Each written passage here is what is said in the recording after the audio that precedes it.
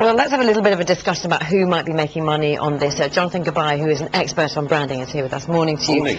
There are lots of weird and wonderful things to buy out there, for starters, aren't there? Oh, absolutely. You've got the royal wedding garden gnomes, which is quite an interesting one. If you want that, you can actually knit your own royal wedding family.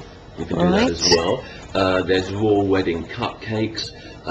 From the point of view of social media and apps, there's loads, in fact it's countless the amount of apps that are out there. So everyone is riding on the royal wedding bandwagon, I guess. Yeah. And it has moved on a bit. I mean, in the old days, royal weddings, it was mainly, you know, it was plates, wasn't it? I mean, you talked about some of the more traditional things, but it's got a lot more sophisticated now, hasn't it? Yeah, and as I said, with the web, with social media, for example, there's one telephone company that's produced a viral campaign where it features lookalikes of the couple who are rapping sort of ideas as they get married, and that's received over 8 million hits. So it's a different type of royal wedding. But does it generate money? I mean, that's the question. Some of these things, you know, they can be fun, they can be, but do they generate money? Okay, well, this is the biggest question of all, and in your report you were saying things like, your reporter was saying things like £172 million in terms of expected sales.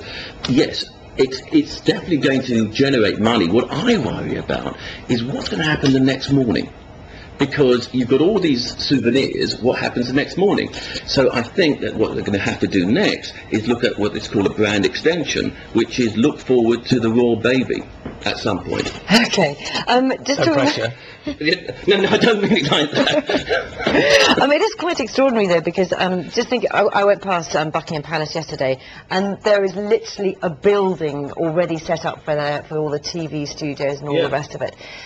Is this the biggest one we will have had, the kind of biggest global audience, do you think, for a wedding of this type? Well, they are talking in the billions, literally in the billions, who will be tuning in. And I think that when it comes to branding, apart from the actual commercial brands, I think the biggest brand of all is Brand UK. So I think it's going to be a fantastic flagship. And how have Kate and William done, do you think? Do you think they have consciously been part of the branding process, and are they a big brand? They are huge, aren't they? They are absolutely huge, and it's very interesting from the point of view of Kate. When you say Kate, that the Chancellor's office has said, they've instructed the marketers and so on and so forth, that she should be called Catherine, so they're rebranding her as we speak.